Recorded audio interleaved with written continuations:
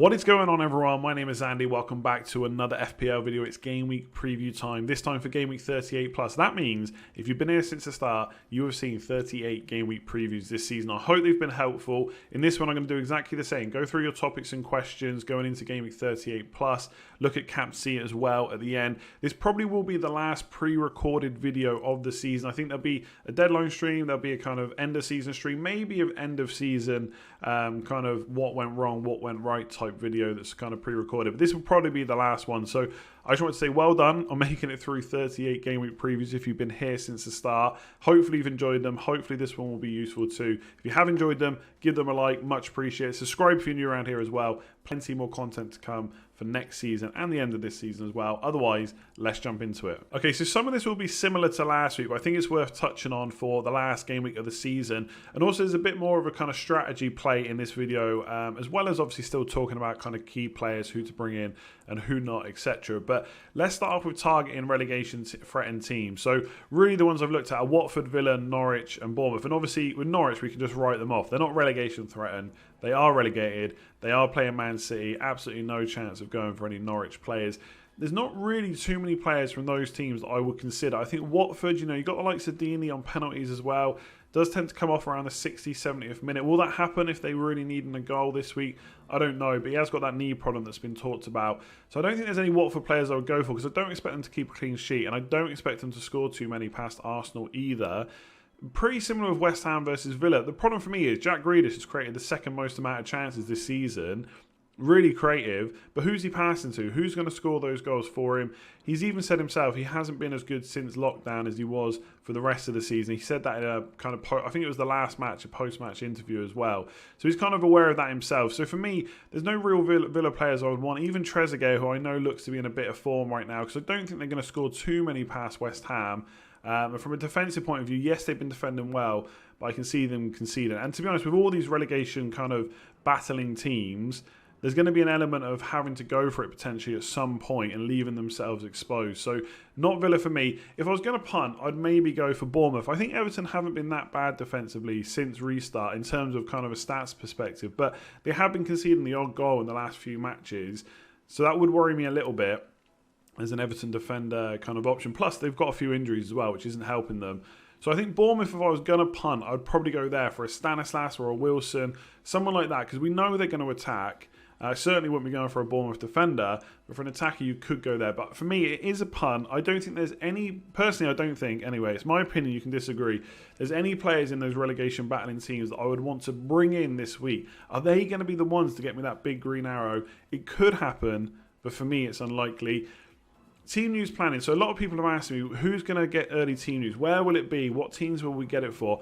I don't know at the moment. The reason I'm bringing this up is we probably will get something. I remember a few years back, final game of the season or final day of the season, and I had someone like it was actually a Bournemouth player. It was Stanislas King or Wilson. I think it was Josh King. But either way, they were in my team and suddenly we got a report from a journalist that they were out for the final game and that changed my planning. Because all the games were on at the same time, we probably will get some kind of early team news. We're going to get press conferences, every single one before the game week starts. And then we could get early team news as well. And obviously there might be leaks too. So you've got to keep an eye out for it.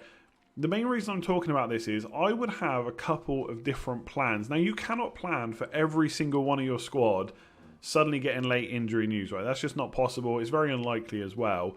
But for certain teams, like we're all looking for the Man City lineup because a lot of people, for example, are looking to bring in Sterling. And maybe they're worried that there's some ridiculous outside chance that he doesn't play. And they just want to confirm before they make the transfer. That's perfectly fine. But I would consider, what if another player misses out? Like right now, I don't know what my transfers are going to be, but I could do Kevin De Bruyne to Sterling, for example. But what if this false 9 thing happens and Jesus misses out? Then do I suddenly still want Sterling but have to fund him a different way? So I've got two plans in place. One is the De Bruyne plan. One is the Jesus plan. And I will have other options. Like what if I need to move a defender on? Which defenders can I bring in? So I'm not necessarily going to do those moves. And I probably won't have to in most scenarios. But I am thinking about other players I might have to bring in. So you should do the same thing as well. Don't just lock in on one player and say, I'm definitely doing that as soon as he's announced in the team sheet. What if another... Like if you've got 3 City players, for example, you have to get rid of one to get Sterling, which is fine. You can pick the one you want to do the most. But what if they play and another player doesn't? Then suddenly you might want a different plan. So that's all I'm saying. And also, try not to leave that to the last minute to decide that. Because if you haven't thought about that, you get team news with 10, 15 minutes to go. That's chaos. That is chaos to start thinking about it. And the deadline stream on Sunday is going to be chaos. Mini leagues, let's talk about them. Obviously, very similar kind of thing that comes up every single year. What should you do about defending or attacking? A lot of this, I would say, depends on obviously what players the other person's got, of course, but also how far ahead or behind you are. So one of the tactics you can do for kind of defending mini leagues is to block. So let's say random player, they've got Bruno Fernandes, you haven't, you're leading, you bring in Fernandes because then they can't get any additional points on you. If the points difference is only 5 or 6, I'd be really careful about doing that because you could bring them in. What if the rival takes them out and gets someone else? You've got to remember, they've still got a transfer to use. They might use 2, they might use 3. It depends how many they've got.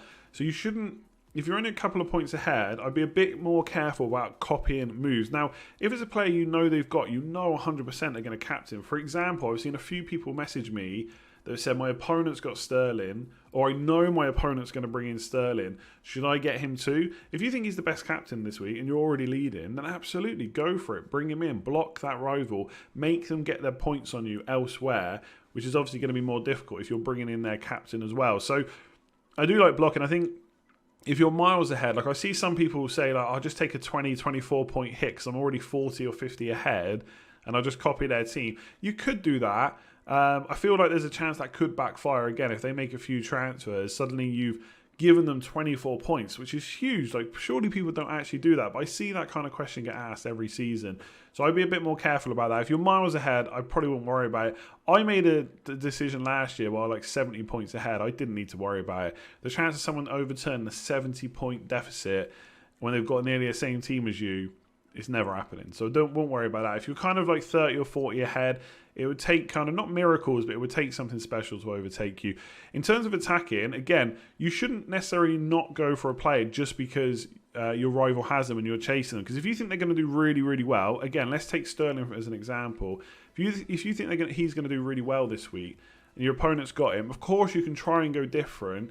But maybe you try and go different elsewhere. Maybe you bring Sterling in just in case he does go nuts and you don't own him. Maybe you captain him and try and get a differential elsewhere. Or you don't captain Sterling, you bring him in, but you still captain another player as a differential. But you block that big points difference that Sterling could make. That's something you could do as well. But ultimately, you have to look at your opponent's team and decide from there. If I'm attacking and I'm only 5 or 6 points behind, I wouldn't do too much radical. 5 or 6 points can be made up with a single player, let alone a differential captain or 3 or 4 differentials. That's easy to do. If you're like 20 or 30 points behind, you're going to have to think a bit differently. And remember, do not look at overall ownership when it comes to attacking mini leagues. If your opponent doesn't have Salah or Mane or Sterling, it doesn't matter if they're 50, 60% owned. They are huge differentials versus that one person that you're trying to compete against. So good luck in your mini leagues. I don't really worry about mini leagues, and I kind of wish I did because like my missus is going not nuts, but she's constantly thinking about how she can beat this one person in the mini league at work that she wants to beat. I've had someone else message me who said they've been ahead all season, then their opponent's caught up, and now they're slightly ahead again, and they want to beat them because it's the be-all and end-all. They're not worried about rank, and to be honest, I kind of wish I was like that sometimes as well because overall rank is good. I like getting a high finish, but sometimes those mini league rivalries is what makes FPL. So defending or attacking, I would take into account what your opponents have, what the points difference is as well. Don't go too different just for the sake of it because that might hurt you even more. But either way, good luck with those mini leagues. Okay, so let's talk about hits. Hits come up all the time in FPL. Should I take a hit for this player? Should I take a hit for that player? This season I'm going to take more hits. This season I'm going to take less hits. It all comes up every single season. In Game Week 38 plus especially. And for a good reason, because if you take one this week, you have to make it pay off this week. The 2 players you take out, or it could be 3, have to be outscored by the players you're bringing in by at least 4, by at least 8, by at least 12 points, depending on how many hits you take. So it is much more difficult to do that. So to give you an example, I think it's 4 game weeks ago now, I took out Salah and Calvert-Lewin for Antonio and Jesus. And that first week, Salah scored 18 points. When you take off the 4-point hit, that's 22 points. And Calvert-Lewin got another 2 points. So we're suddenly looking at kind of 24 points that those have made up. Antonio blanked and Jesus got 8 points. So I think it was like 10 points. So I'm already 12 points down on the deal. So imagine that happening in game week 38. Bit of a disaster. But for the next 3 game weeks, I think Salah only got 1 assist. Calvert-Lewin has blanked every week. Antonio has scored 5 goals. And Jesus has had another 14-pointer and another 8-pointer after that as well in the following game weeks. So overall, it worked out over 4 game weeks. But in that initial week, it didn't. Now, when you take a hit, you want it to work out in that initial week, of course. You want it to work out straight away so you made the right decision. But you've still got another 3 or 4 game weeks where you could get that hit repaid. In a single game week, it's much more difficult. Now, I'm not saying you shouldn't do it, but I think there's certain circumstances where it's better to do. So if you've got an injury, of course, if you want to make up an 11, that's a bit different. If you've got a bench boost, maybe if you've got an inactive player on your bench, you could take a hit to get an active player. That's something I would do. If it's an explosive player you want to bring in, like if you think Pulisic's going to go mad against Wolves, if you want Mane or Salah or Sterling, or whoever it might be, then that's a good hit. And especially if you want to captain any of those players. Like if you think there's a captain you don't own, that you think is the best captain option this week, whether it's Mane, Salah, Sterling, whoever it might be, then taking a hit for them, I think that's perfectly fine as well. The chances are you will get that repaid, and it's probably worth the gamble. Where it's not so good, I think, is like I've got a situation this week where I've got Seiss in my team, playing Chelsea away. I don't have a better option on the bench. I'm not really sure he's going to get anything. I could swap him to a Burnley defender, but that Burnley defender has to get more than 6 points. Let's say I think Seiss is going to get 2 points, his appearance points, and the Burnley defender gets 6 with a clean sheet. Well, that's -4. That's equaled it. If Seiss gets any kind of return, like a clean sheet, or he happens to get an attacking return, then suddenly that hit wasn't worth it. And the margins for that working out are much less than for an explosive attacking player. So I'm not against hits this week. I do think they're a gamble, and you should be not surprised if it doesn't work out, but it all depends on the player you're bringing in. Explosive players, captains, just go for it. If you think it's going to work out, why not? And especially, again, in min leagues, if you're defending or attacking, and you've got a good few points difference, then maybe it is worth taking a hit in those kind of different scenarios. So that could be why Sterling is on holiday. He's on holiday. People are panicking. From what I've seen, right, he is away. That looks legit. But it sounds like Pep has given his players a bit of time off before the last game. Obviously, it's the last game in the league, but then they've got Champions League to worry about as well. So it's probably a good a time as any when they've got a bit of a break, have a bit of a breather, and Sterling has decided to go on holiday from what we can see. First things first, do not panic about him. The chances are he will still start. Chances are we'll probably find out from Pep anyway what's happening there, and it'll probably be absolutely nothing. So don't worry about that right now. But, of course, wait to make your transfers till we have all the info. There's no reason, unless you're massively going to be priced out of it, just wait until Sunday and make your decisions then. But this is a good chance to talk about a few other questions I got about Man City. So, is De Bruyne to Sterling too sideways? Not in my opinion. I think, especially if De Bruyne doesn't take those penalties in the last game week, his goal-scoring kind of ability right now, he's playing a little bit deeper, he's not getting shots in the box, he can still rack up assists, but Sterling's going to be the one scoring goals, and that's not just a knee jerk. I'm pretty sure I said that last week. I definitely said it on the free hit video before Man City even played Watford. So I think Sterling definitely the one scoring goals right now, along with probably Mahrez and Jesus as well. I think are good options. So I don't think that's too sideways, especially if, the reason I'm thinking about it is I would captain Sterling, I wouldn't captain De Bruyne. So is that a sideways move? Maybe. Is it worth a lot of points? Potentially as well. So I wouldn't be worried about that. A few people, is Jesus a concern now? Not for me. Like one game where he didn't play well versus the returns of 8, 14 and 8. Look, some people are telling me he's rubbish, he can't finish still, but he's just returned kind of 30 points in 3 game weeks. He's playing Norwich at home. If he starts that game, as good as anyone for scoring goals for me, he's going to get chances, he's going to create chances for the likes of Sterling and Mahrez as well. So he's not a concern for me if you own him. Now, if you don't own him, would I still bring him in? If he was confirmed on that team sheet and we do get it early, then yes, I would still bring him in. I still think he's one of the best forward options this week. And I'm personally, unless he doesn't start, not concerned about him at all. Is Sterling a must if you want to catch up? He's not going to be a differential. He's definitely not going to be a differential. I would say that. So actually, I've just kind of answered the question. I've got a few notes here. So the question was, is Sterling a must if you want to catch up?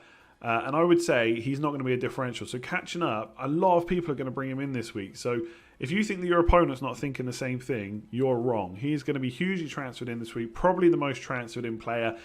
Possibly the most captained. I don't know 100% because he is quite pricey, so not everyone is going to be able to get to him. Other people might go Salah or Mane captains, but he probably will be the most captain as well this week. So he's not a differential anymore. You can still use him to catch up or to block an opponent, but don't be thinking you're not thinking what that you're thinking something different basically. One other thing on Man City, right? I know David Silva, there's this narrative around last game and stuff. I would say if he and Mahrez start, do not discount Mahrez if you don't own him. His points when he starts are incredible. He's very selfish as well. Would he be looking for Sterling maybe to get the record? But Mahrez is often a player that likes to shoot when he's in and around the box. He can get assists too. I think he's being overlooked this week. I think he's a big differential if he starts. He's had plenty of managed minutes over the last few weeks, so he feels like a shoe-in to start in Game Week 38. I own him. I'm really happy about it. Do not overlook him. If you've got the money for him or David Silva, I'm just going to say it. I will go for Mahrez. If they both start, I will go for Mahrez over David Silva. I know it's his last game. They're going to want him to get a goal and stuff. But Mahrez also wants to score goals. So don't overlook him.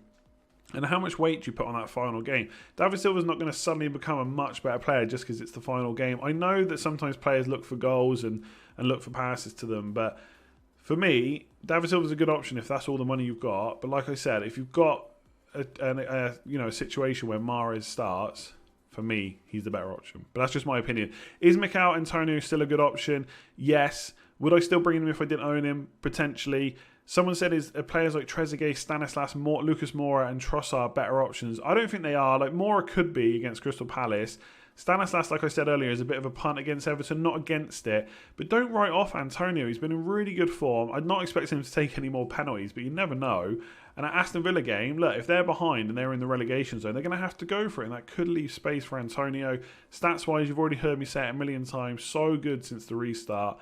And he often does this, to be honest, when he plays up front. He always becomes an option at some point in a season when he gets that forward position. And he's looked really good. So ignore the Man United game. I didn't expect too much out of that, to be honest. That was always going to be a difficult game. He only got the penalty. He's probably not going to take another one now. Apparently that was for a goal bonus. I don't know if that's true or not. But yeah, if you're looking to buy him, look, maybe you could go different like Lucas Moura or something instead. Or maybe even David Silva if you've not got 3 Man City players. But if you have, and you've only got around 7 million to spend, I still think he's probably the best option, to be honest. And I may, even though I took him out last week, I may even bring him back this week. And then last thing I'm going to talk about is differentials. I'm not going to talk about massive punts that are like 1 or 2% owned, who have got bad fixtures, and there's a chance they could do well. Because, of course, like you could just pick anyone for that. I'm going to look at differentials similar to last week with low top 10k ownership. Now that could change. That will change before we go into Game Week 38. Transfers will be made. You know, players that picked up points. So Kane got a 13 pointer in Game Week 37. That would have put some people into the top 10k now that owned him already. So his ownership will go up. It's not going to go up massively. So Mane, 9.11% owned. That's really low. That's probably not going to go up a huge amount either when we get into Game Week 38. Only worry is, look, will Liverpool be a bit hungover after lifting the trophy? Not necessarily Mane or Salah, whoever it might be, but will other players, will they be as up for it in this game? I don't know, but it is a great fixture against Newcastle. That's low ownership. Son and Kane. Son is 12.4%.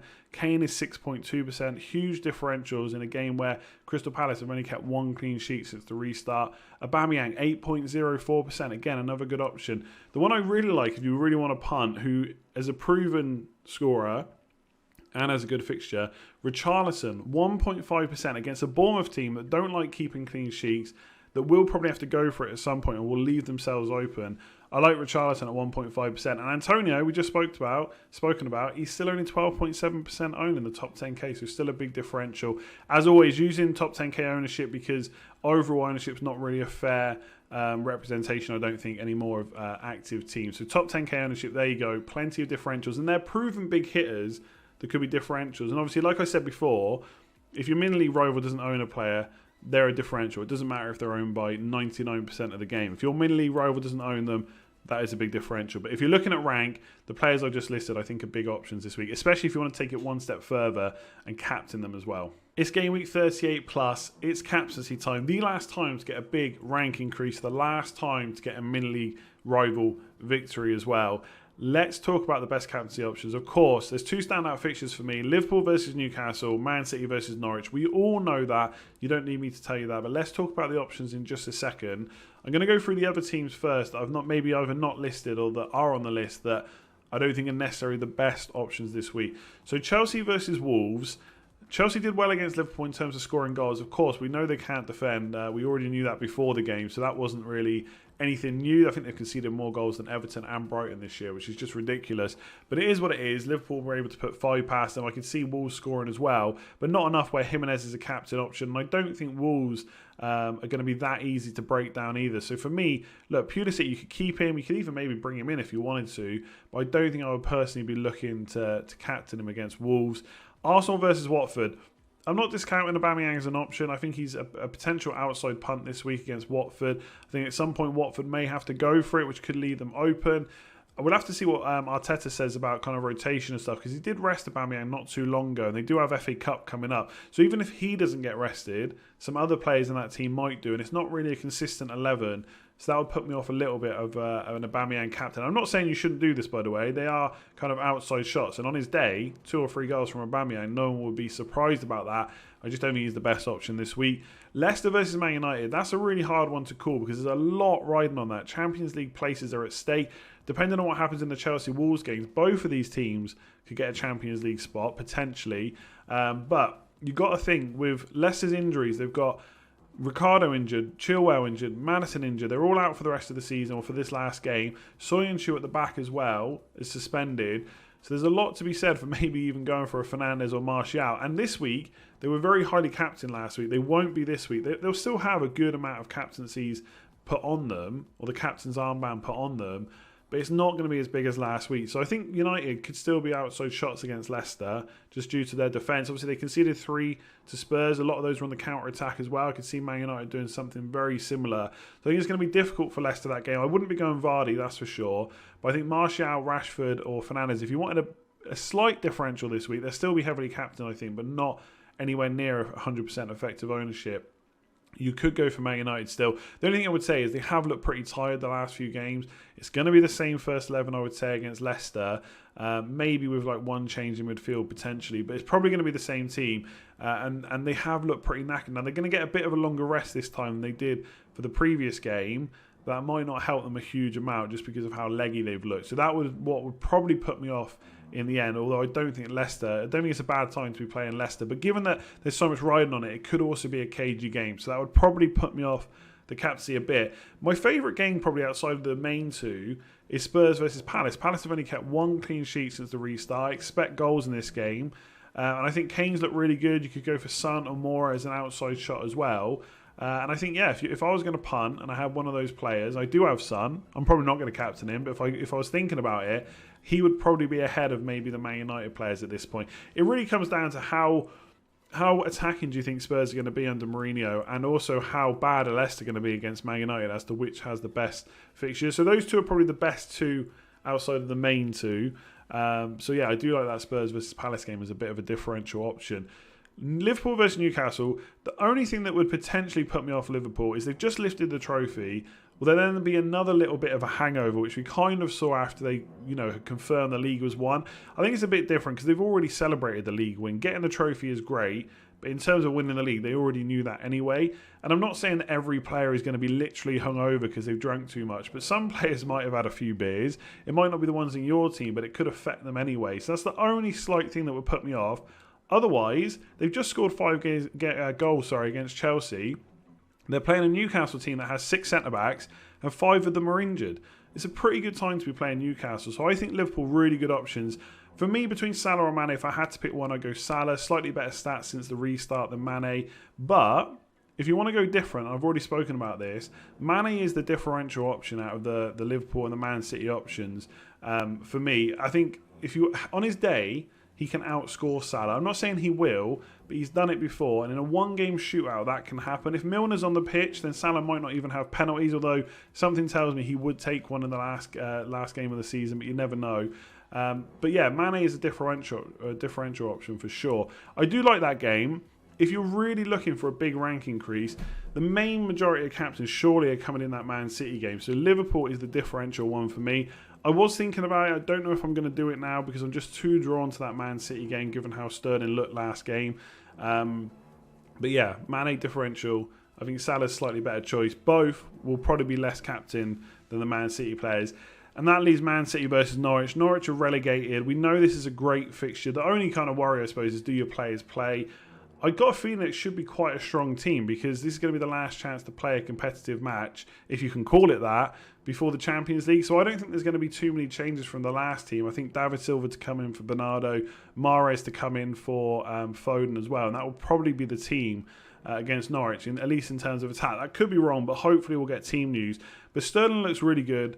In terms of goal scoring ability, he's right up there. De Bruyne obviously can rack up assists, but I just don't feel like he's going to be scoring as many goals as Sterling right now. And those goals really do add up, especially with the clean sheet points and stuff like that as well.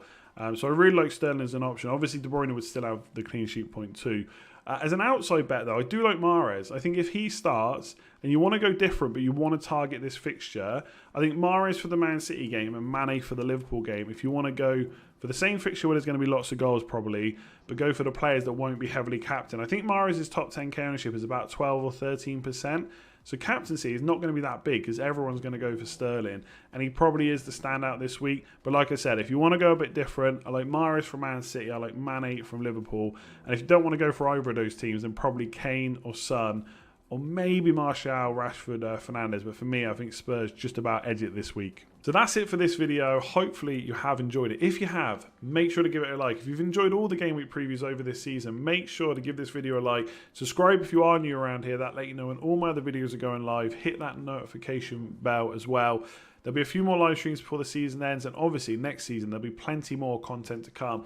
Also, it'd be good to know in the comments what you think about how these kind of Game Week previews are set up. I've got some ideas about how to change the format slightly for next year. I still want to kind of do your questions and stuff. Maybe I'll change things around and maybe add an extra video. I'm not sure, but I'd be interested in getting your opinions before I make too many changes. But yeah, otherwise, thanks very much for your support this season on these preview videos. They've been really popular. Give it a like, subscribe if you're new around here. Otherwise, I will catch you soon for a deadline stream.